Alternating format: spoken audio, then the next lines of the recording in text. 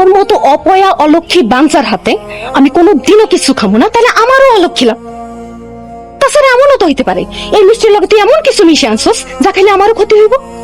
তোর তো বাচ্চা হয় না, তুই তো একটা বন্ধা। তাই তুই চাস আমারও যাতে বাচ্চা না হয়। এই মিষ্টির মধ্যে ঝামেলা আছে, এই জন্য তুই আমার মিষ্টি খাওয়াইতে নিয়ে আসছিস। ভবিষ্যতে এমন কিছু করবি তাহলে তোর খবর আছে। তুহিন, তোর নতুন বউ কিন্তু ঠিকই কইছে, ওই অলক্ষীর হাতে কিছু খাইলে তার কিন্তু ক্ষতি হইব। আরে তার বাচ্চা হয় না, সে তো চাইবই তোর নতুন বউয়ের জন্য বাচ্চা না হয়। সে বিভিন্ন ভাবে তোর নতুন বউয়ের ক্ষতি করতে চাইবো, তুই তার থেকে দূরে দূরে রাখিস। আপা তুমি ঠিক কথাই কইছো, ও কোনোদিনও চাইবো না আমি যাতে সোনিয়ার বাচ্চার বাপ হই। আমি সোনিয়ারও লোকে কখনো মিশতে দিব না।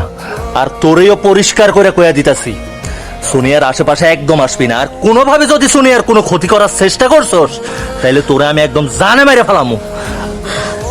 সোনিয়া জান, চলো।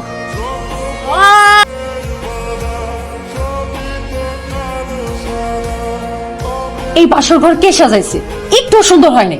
আমি সাজাইছি। আমি এমনই এক হতভাগী নারী যে নিজের স্বামীর বাসর ঘর নিজের হাতে সাজাইছি।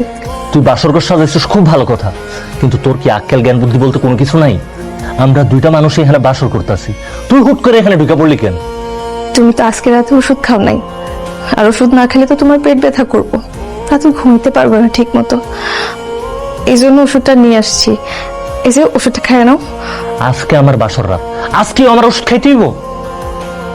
যে সুন্দরী একটা বউ আমি বিয়া করে লই আইছি, ওরা দেখেই তো আমার শরীরের সব রোগ ব্যায়াম ভালো হয়ে গেছে। এখান থেকে যা কইতাছি একদম ডিস্টার্ব করবি না। আমি কই যাবো কও? এতদিন তো তুমি আর আমি এই রুমে ঘুমাইতাম। তোমরা দুজনে এই রুমে ঘুমাইলে আমি কই যাবো, কই ঘুমামো? তুই কই ঘুমাবি এটা কি আমি জানি? এই কারণেই তো তোর বারবার করে কইছিলাম যা বাপের বাড়িতে চলে যা, কিন্তু তুই তো যাবি না। এখানে যেহেতু থাকতেই চাইছস, এখন কই থাকবি সেটা তুই নিজে চিন্তা কর। বাড়ির মধ্যে এতগুলা রুম আছে, যা যে কোনো একটা রুমে গিয়ে শুয়ে থাক। হ, বাড়ির মধ্যে অনেকগুলো রুম, কিন্তু এতগুলো রুম থাকলেও তো সব রুমে বিছানা খাট বালিশ কিছুই নাই। আর বিছানা খাট বালিশ ছাড়া আমি কেমনে ঘুমাবো? নিজে করলা সাহেবের মাইয়া, বিছানা বালিশ ছাড়া ওনার ঘুম আসবে না। দেখা তো মনে হইতাছে আস্তে একটা ফকিন্নির মাইয়া। যান, যেখান থেকে পারেন বিছানা বালিশ ম্যানেজ করে শুয়ে পড়েন, যান। আসলে আমার একা একা ঘুমানোর অভ্যাস নাই বোন। আমার একা একা ঘুমাইতে খুব ভয় করতেছে।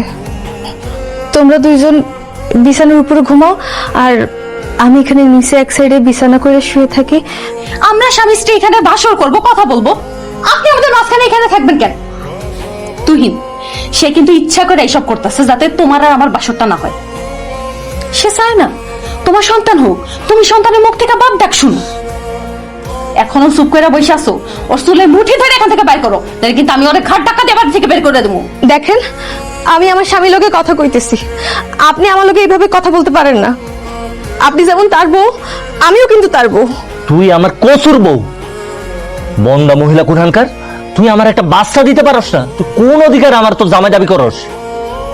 তোরে ভালোই ভালোই কইতাছি এখান থেকে বাইরো। তুই যদি এখন এখান থেকে বাইর না হইছস তাহলে কিন্তু আমি তোর ঘাড় ধাক্কা দিয়ে বাইর করে দিবি। বুঝছি, সোজা কথায় তুই জীবনে এখান থেকে বাইরবি না, তোর ঘাড় ধাক্কা দিয়ে বাইর করতে হইব। বাইরো বাইরো বাইরো কইতাছি তোরে, যা।